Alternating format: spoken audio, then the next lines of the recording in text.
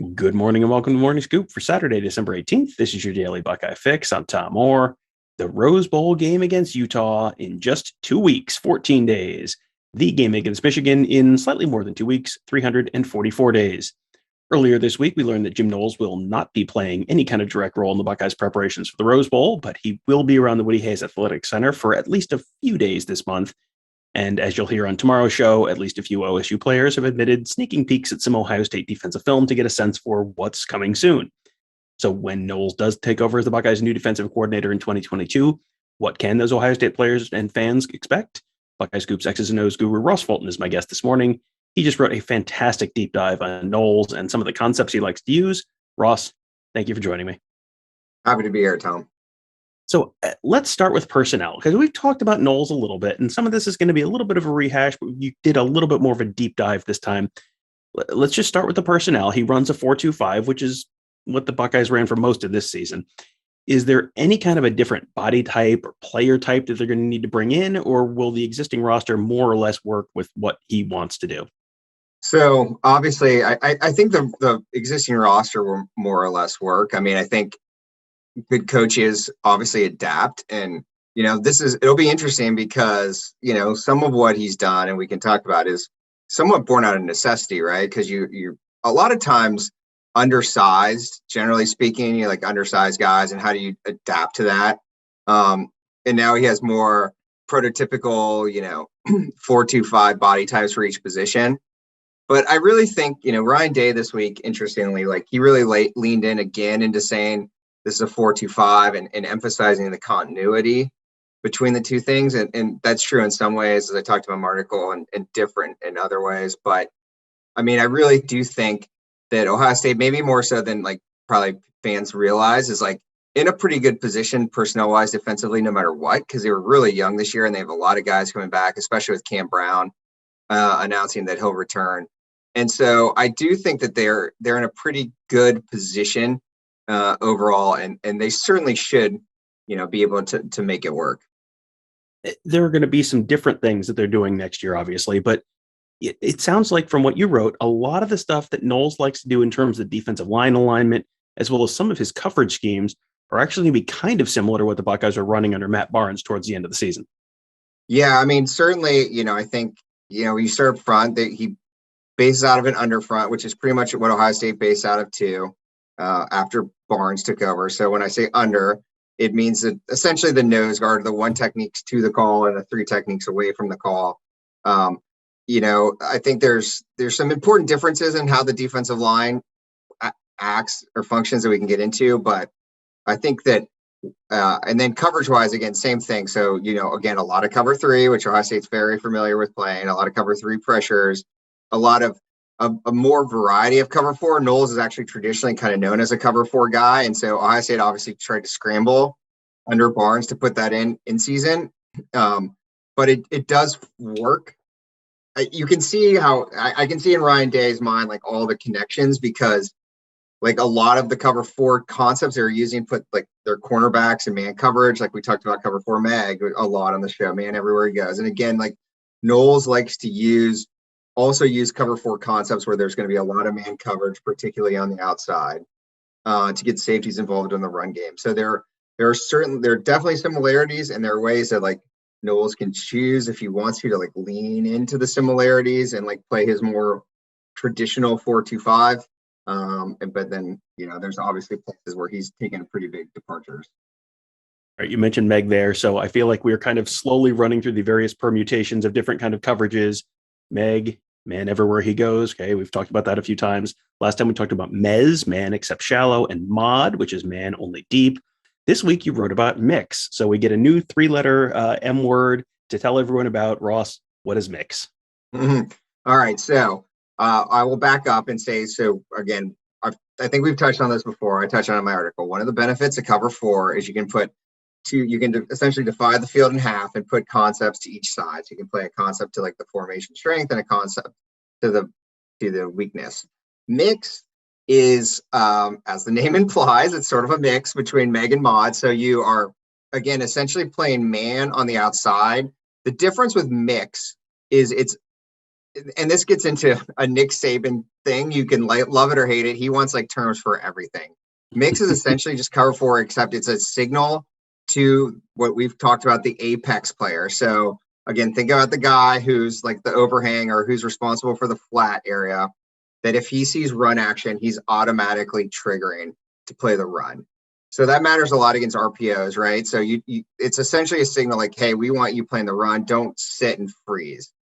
And so again, it's, as you could probably guess, it's pretty aggressive. So you're playing man essentially on the outside. You can get some immediate underneath help from that guy. But, if it goes run action, you're basically playing cover zero to that side, because the corner is going to be in man on his outside guy. The safety is going to be man on the inside receiver.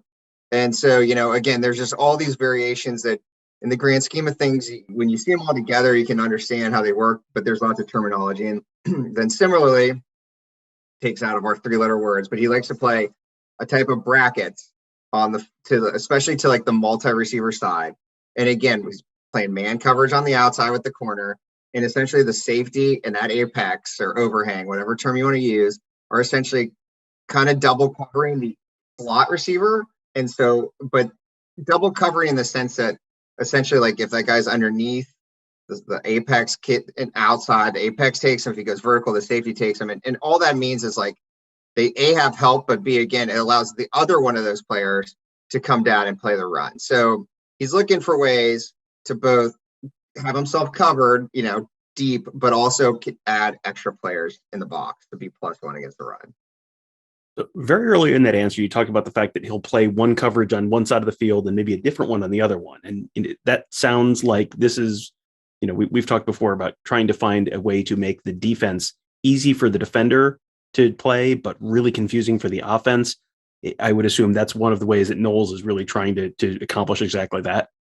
Yeah. And I would say that's sort of Knowles to a T. I think I would say about Ohio State's defense has been that it's like pretty simple for the defense to understand and pretty simple for the offense to understand. And so I would say in terms of the core concepts that Knowles uses, it's not like it's like radically different, but through the use of like disguise and, different alignments, different packages, it does look a lot more confusing for the offense. And so he does not want the quarterback's pre-snap picture to be the same as his post-snap picture. He doesn't want the quarterback to think, hey, I see a middle of the field safety, I know I'm getting cover 3, or for the offensive line to like easily be able to diagnose their blocking assignments. So it's basically using ways to dress up, similar ultimate concepts that Ohio State has been using. Something else you wrote about is how it brings pressure using creepers. Now, that is not a term you've heard a lot around the Ohio State football program since at least the B-Dubs Trivia Guru scandal a few years back. But there is another, is that kind of another way to confuse the offense and specifically the blockers? And I guess first of all, what are creepers? What are creepers and how do they use them? Yeah. Okay. These defensive terms are sometimes crazy, but okay. So a creeper is you're rushing 4 and you're dropping 7, but you're rushing a non-traditional defensive lineman. So you're rushing a defensive back or a linebacker and then dropping a defensive lineman into the coverage. And so creeper means that you're not showing pressure pre-snap. Like that person's coming from his position, compared to a sim pressure or simulated pressure where you are showing the pressure. So like, you'll see that all the time. Like, especially like on third down, a defense, the NFL is all, they walk 6 or 7 guys up and then like 2 or 3 will drop back and then like the rush will come. So again, you don't want the offensive line or the quarterback knowing which way they need to, which way to call the protection scheme and where it's coming from. And so, that's how you get your overload blitzes. So you bring, 4 from a side, the offense only has 3 to block them. And then you drop someone off and, ideally you get an offensive tackle to the opposite side, basically sitting there blocking air because you trick the offense into in their pass protection scheme. So how do you do that? How do you do an overload blitz where you're bringing like 3-4 guys from one side where you've outnumbered the offensive line so they can't block everyone? How do you do that and also cover things downfield? Because if you're bringing everyone from one side, it seems like there's no one downfield. So Is that a get the ball out of the quarterback's hands fast and it's not a problem, or is there like rotation? How do you cover for that downfield? Yeah, rotation. I mean, there's different ways to do it. So if you want to bring 4 from a side, let's say you generally it's probably going to be a 5-man rush, generally speaking. So you bring the 4, you bring maybe a defensive tackle, then you drop the defensive end, and so you're playing like a a 3 deep 3 under, for instance. So like a fire zone is a way to do it.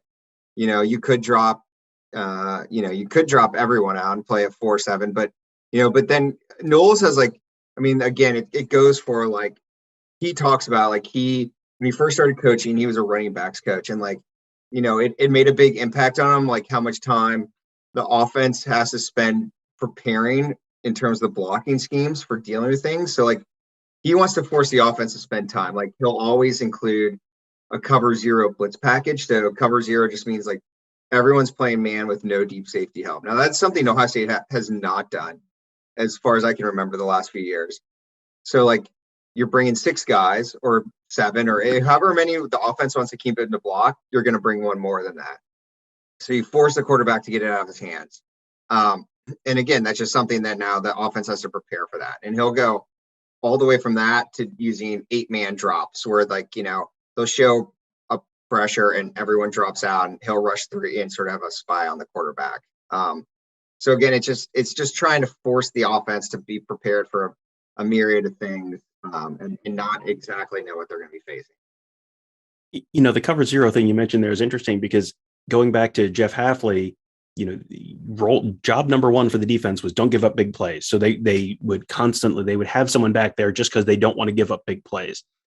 Earlier in the week, Jack Sawyer was talking and he said he's already, you can't get players to admit anything, but he admitted, okay, yeah, I've been watching some film of Oklahoma State just to sort of get an idea what may be coming down the tracks.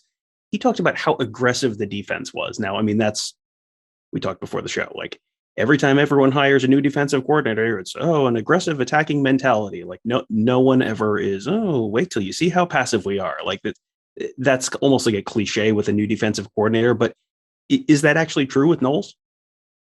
Yeah, I would say the term aggressive is like so fraught, like, because it's like, what exactly does that mean? So I would say it's true in a couple ways compared to what Ohio State has been. Like they're more aggressive in the sense that he will take more chances. He's more willing to not be fully gapped out up front, for instance, and try to force the football outside by moving guys around. As I said, he'll bring some cover 0. He'll mix things in more. I just think when he say, he likes to use the term offense on defense. And to me, a lot of that, again, goes back to the disguise. Like you want to keep the offense on their heels because they don't know exactly what they're going to get play to play from you just based on your pre-snap look. I think a lot of, again, like as I talked about, like in the article, like he likes moving that Leo or weak side linebacker around. Like he'll sometimes stack him. He'll sometimes put him under the guard. Again, you want to keep the offense. It changes the blocking scheme for the offense while being a relatively minor change for the defense. And so, and it's not dissimilar to what Ryan Day and the Ohio State offense do. Like they use their core offensive concepts, but they use a lot of like formation and motion to get there. So, again, like not learning a new thing for the offense, but forces the defense to face different looks. So it's the same concept flipped around. You wrote in that article about something that Michigan was able to do against Ohio State this year in the run game because the Buckeyes were really predictable in how they defended trips formation. So can you explain that and then how Knowles should be able to potentially avoid that issue in the future? Yeah, so this probably goes back to trips. These formations cause them problems the entire year. We saw against Oregon. For different reasons. So they did try to fix some things, but it's just hard to do in season. And so they made the choice. The way that they for cover 4 would defend trips is what's called like a poach technique. And so the boundary safety, Ronnie Hickman, would essentially if the number 3 or inside receiver in trips would go vertical, the safety on the opposite side is in charge of that. And so you're basically kicking your coverage to the trips. And so Michigan, for instance, took advantage of that because I think part of the reason they did is just because they relied on Ronnie Hickman to do a lot and cover things up. And so Hickman was also who they counted on. Part of the reason they made the change that they did is they wanted him more involved in the run game to the boundary. And so, so Michigan tried to sort of put him in conflict by like threatening him with a route from that inside receiver and trips to hold him and then run to the boundary and to slow him down. And now Ohio State was down a player in the run game. And so, Knowles just has more variety. I mean, he's a cover 4 guy. Like, he'll play different coverages that don't involve poaching the receiver. And so I think, Ohio State was just victims of, to some extent, the in-season change and trying to do things, with such a limited package scheme where, presumably in that situation, like, he would just not, there's a whole lot of things that he'll do to people doing formation to boundary, which, just caused tons of problems for Ohio State all season long. Whether it's the 3 high safeties that I talk about in my article, or, he'll bring guys over to the side. I mean, he'll do all sorts of things, but, an easy way to deal with it is just call a cover 4 concept that doesn't involve your boundary safety poaching. And so, obviously that puts more on your coverage to the field, but in the situation against Michigan, like, as an example, like, that would have been a worthwhile trade-off, because the first and foremost thing you got to do is stop the run and force Cade McNamara to show that he's going to throw it to the wide field and be able to beat your coverage. So, there is a lot more in that article. I feel like we could go about 45 minutes if we wanted to really go through everything in there. We don't generally go 45 minutes on these shows. So we'll have, and good news, we have a little bit of time before next season, so we can go through a little more of that later. But I think sort of my TLDR takeaway from that article is 2 things about the Ohio State defense next year: less predictable, more flexible. Is that kind of a fair assessment?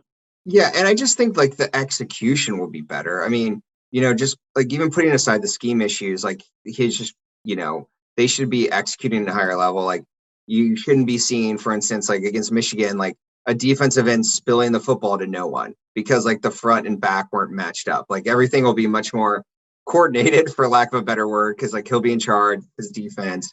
And I just think that you'll see a lot more cohesion, and, he will have more answers. If a team continues to do the same thing against them, like, he will have ways to respond to that. But yeah, I mean, I think, it'll be interesting to see, as I said, Ryan Day leaned heavy in the 4-2-5. I mean, Knowles can play more of that, as I talked about, probably compared to what he did this year or some. But, I think he'll have more answers, and I'm sure going forward we'll get more information on sort of how they're going to mesh the 2 things together. Well, you can find Ross's article. I'll have a link to that in the post for this podcast on the front page of Buckeye Scoop. But also you can find it if you just go to the front page of Buckeye Scoop. It's called Fulton Analysis, Knowles Defense, and it's a picture of Jim Knowles on the field in his Oklahoma State stuff. So you can find that there. That is a free article. No, you don't need to be a member to read it. You can just, that's free content for anyone who wants to check it out. And Ross's articles are always fantastic. I always learn a lot, and always have to read them a couple times before we do one of these shows just to make sure I'm really getting it. But he has GIFs in there and videos and all sorts of stuff, lots of embedded tweets to really kind of illustrate everything he's talking about. So if you had questions about something that we talked about on this show, the answers and some illustrations of those answers are probably in that article. So make sure you check that out. Ross, thanks as always for joining me. Happy to, Tom. Thanks. All right. And we'll have a busy week coming up this coming week. Ohio State, obviously, the early signing day period is now done for Ohio State, but there is going to be a lot more coming up this week as we start to shift into full-time Rose Bowl coverage. There is a lot to talk about there, and a lot of drama around the Ohio State coaching staff and what's going to happen in the February signing period and the transfer portal and all that stuff. You can keep up with all of it on our podcasts. You can find them on Apple Podcasts, Google Podcasts, SoundCloud, Spreaker, Spotify. Just search Buckeye Scoop to find all of those. You can subscribe right there and leave us a 5-star rating and review, which will help other folks find those shows. You can also find those podcasts if you prefer to watch rather than listen. You can find them on YouTube at youtube.com/Buckeye Scoop. We will have Tony Gerdeman, Kevin Noonan, and I did like an 1.5-hour live show on Friday. You can find that there. We answered a bunch of user questions about a little bit of this and a little bit of that and a little bit of everything. And we'll have new episodes of Morning Scoop, obviously, every day. Lots of stuff to talk about. And you can find that all at youtube.com/Buckeye Scoop. That'll do it for today. Thank you guys all for joining us. Have a great day. We'll talk to you tomorrow.